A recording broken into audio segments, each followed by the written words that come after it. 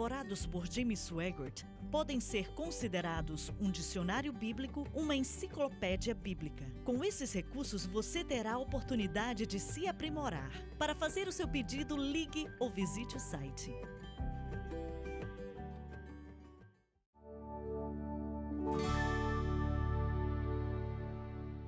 Estamos de volta e discutindo milagres. Você estava para dizer algo, mas o tempo acabou no outro programa. Há algumas semanas atrás, irmão Swagger, ensinei uma matéria sobre sinais, maravilhas e milagres e curas.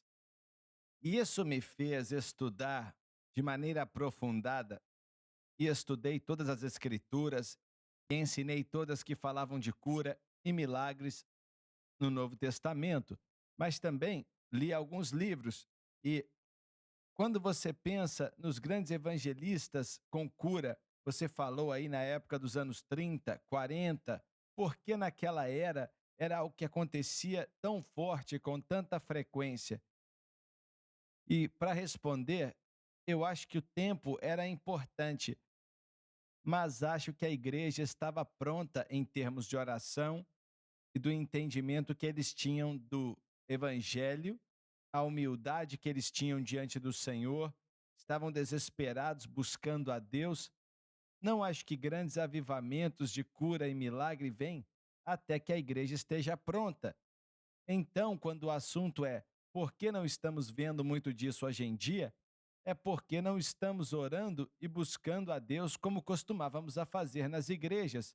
Antes orávamos muito mais, a ênfase era muito maior sobre isso, se chorava muito mais, esperavam mais diante de Deus. Estou convencido que a igreja tem que continuar nessa direção, e quanto mais fizermos isso com sinceridade e buscarmos a face de Deus, veremos mais sinais e maravilhas. Olha, pode bem ser que sim, eu não sei, mas eu sei que em minha vida pessoal mesmo, a não ser que o Senhor me desse a força física para fazer, eu estou fazendo o possível, o máximo que consigo. E minha vida de oração, ela está mais forte do que nunca antes e agradeço a Deus por isso. Mas, outra vez, sinto que às vezes vamos voltar para o que você estava falando sobre sinais, maravilhas e milagres na igreja desse tempo presente, na época dos anos 20, 30, 40 e por aí vai. É, pessoalmente acho, bem, deixa eu dizer algo primeiro. Quando você lê o livro de Atos, quanto mais você aprofunda no livro de Atos, menos milagre você vê. Mas em Atos capítulo 28, teve um grande mover ali. Poderoso em Malta, depois que ele é picado pela cobra, ele não só é curado, mas sinais e maravilhas acontecem naquela ilha. Sim, mas quando Deus estava plantando a igreja, literalmente plantando a igreja, e eu acredito que na história ele faz isso para começar as coisas. E eu acredito que o grande mover que vimos nos anos 40, 50 e 60, e por aí vai, foi o Senhor trazendo a mensagem pentecostal que estava nos bairros ruins, aonde as pessoas só zombavam dela, e ele transformou ela em uma força mundial, como aconteceu, e evangelizou o mundo, não é mesmo? Você tem que dar crédito, pois é o que aconteceu. E então você vê aquilo acabando, não é? Outro detalhe também não seria, quando você olha para a igreja como um todo, acho que a doutrina da cessação, muita gente nem crê mais em cura e em milagres, mas a falta da pregação sobre isso, eu acho que traz um impacto também. Com certeza, porque você recebe o que você prega, com certeza. Eu não sinto, e talvez esteja errado, mas não acho que podemos merecer milagres. Não acho que isso é possível, não. Nós recebemos de graça e nós damos de graça. Foi o que Jesus disse para seus discípulos: cure os doentes, ressuscite os mortos. E de uma certa maneira precisa haver um desejo, e acho que é disso que você está falando. Precisa haver uma fé, e é disso que você está falando. Mas você não vai forçar o tempo de Deus. Quando olhamos para a história da igreja, é aquele elemento que sempre garante o avivamento é o arrependimento. É o arrependimento. Agora, o que eu não sei é o que vamos precisar para trazer a igreja americana a um ponto de arrependimento. É disso que eu não sei. Mas, no que diz respeito ao cristianismo, até na América hoje, enquanto ele é perseguido, e isso vai continuar crescendo na sociedade, talvez em meio a isso tudo, algo chame nossa atenção. Vejo que Paulo falou disso: nos últimos dias tempos trabalhosos viriam, homens amariam a si mesmos, seriam orgulhosos, etc, etc, etc. E ele também disse que as pessoas iam ter comichão nos ouvidos, buscando um pregador que falasse o que eles querem ouvir, ao invés de falar a verdade. E nós vemos isso hoje acontecendo claramente. É algo forte hoje em dia. E, de acordo com a palavra de Deus, nos últimos dias que creio que estamos vivendo neles, e creio que a palavra de Deus é que dá suporte a isso, eu pessoalmente, não acredito que vamos ver um avivamento na igreja. Oro para estar errado, mas acho que não vai ser assim. Acho que um avivamento de almas vai vir. E essa câmera de televisão que está na nossa frente aí, quando abaixamos nossa cabeça para orar e sentimos que Deus está nos pedindo para orar para que pessoas sejam salvas ao vivo, como fazemos várias vezes, e o Espírito de Deus se move, toda vez que o programa toca e o Espírito de Deus alcança o outro lado dessa câmera de televisão no mundo inteiro, eu acredito que uma colheita de almas vai acontecer. E a igreja, espero estar errado, mas a igreja em si, eu não. Claro que veremos exceções aqui e ali, mas não vejo isso, para ser bem sincero. Sabe que eu costumava sentir assim? Como é que você se sente agora?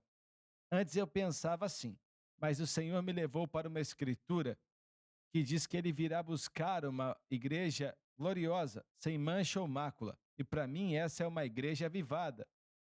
Essa é uma igreja cheia do Espírito Santo e acredito que enquanto chegamos mais perto da vinda do Senhor, vamos ver um avivamento ainda maior. Ele vai explodir por todo mundo e veremos uma igreja gloriosa. E creio que está acontecendo aqui. É o que eu quero. Eu sinto que está acontecendo no Centro Familiar de Adoração. Torço para que o que você está falando aconteça. Eu sei que você quer isso, porque você é meu evangelista favorito. Aí é você que está dizendo. Olha, eu estou pensando agora no dia 11 de setembro. Se algo assim não chama a atenção da igreja, ouvimos falar de pessoas que estavam orando e foram para a igreja por algumas semanas, mas não durou muito tempo. Vemos essa igreja no meio de uma perseguição. Não estamos vendo muita perseguição nesse país, mas se o Senhor tardar, temo que vai piorar. Uma das coisas que a história da igreja nos diz mais uma vez é que Deus sempre chama um povo de um povo, de um povo e de um povo. Quando o status atual se desvia, alguns vão acabar entrando em um novo mover de Deus. E estamos nessa geração que está pronta para um novo povo, o povo de um povo de um povo. Os pentecostais se perderam, as denominações não vão chegar lá, mas existem pessoas ali que amam a Deus e vão sair dali e vão participar da formação. É disso que estou falando. E centenas de milhares de pessoas que não estão salvas agora vão ouvir a mensagem da cruz, vão ouvir o evangelho de Jesus Cristo e vão se unir com aqueles que estão indo das religiões legalistas, mortas e secas, sem vida ali. E eles serão equipados com o conhecimento não só sobre como viver para Deus, mas com o poder do batismo com o Espírito Santo para fazer o que Deus quer que façamos. E é isso que eu estou esperando. É tempo de um povo e estamos nessa geração agora. Olha, toda vez que isso é necessário, vem na terceira ou quarta geração de um movimento que veio antes, e é o que somos, exatamente onde estamos. Quando você estuda a história da igreja, nos tempos mais escuros da história da igreja, um avivamento acontece. E eu acredito que vai acontecer de novo. Creio nisso. Uma coisa é certa, o Senhor é capaz de fazer. Verdade. Muito bem, versículo 7, não é? É isso aí. Os espíritos imundos saíam de muitos dando gritos, e muitos paralíticos e mancos foram curados. O nome de Jesus era usado para expulsar demônios, e muitos paralíticos e mancos foram curados. Assim houve grande alegria naquela cidade. Quando a mensagem de Cristo é aceita, sempre traz grande alegria. Essa é a realidade, verdade. E para estabelecer isso em nosso estudo, irmão Suega, o termo ouviu, outra vez expressa fé em Cristo. Qual o termo? O termo no versículo 6, ouviu, expressa uma fé em Cristo e, repetindo, é uma evidência de que a pessoa nasceu de novo. Então veio a salvação e uma grande alegria.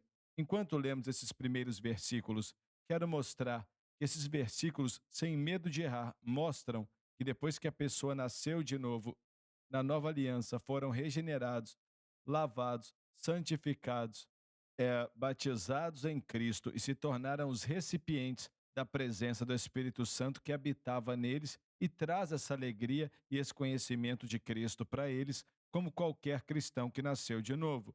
Olha, não tem como argumentar com a verdade que quando alguém aceita a Cristo, o Espírito Santo começa a trabalhar, trabalha e habita dentro dele. E quando alguém aceita a Cristo, o mundo muda, certo? Então, no versículo 6 diz, ouviu, e a grande alegria que também no versículo 8, para mim é evidência de uma salvação que ocorreu na vida e no coração deles. Então você está dizendo que se isso não está na vida da pessoa, eles não tinham sido salvos. Certo, e estava ali porque eles ouviram a palavra que era de Cristo e houve grande alegria. O nosso tempo acabou, obrigado por nos acompanhar hoje, até a próxima. Diga a outros, por favor, a respeito do estudo na palavra.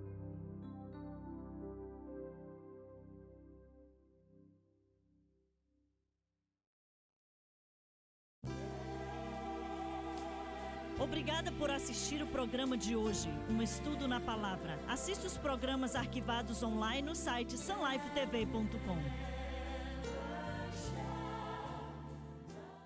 Experimente a diferença. O objeto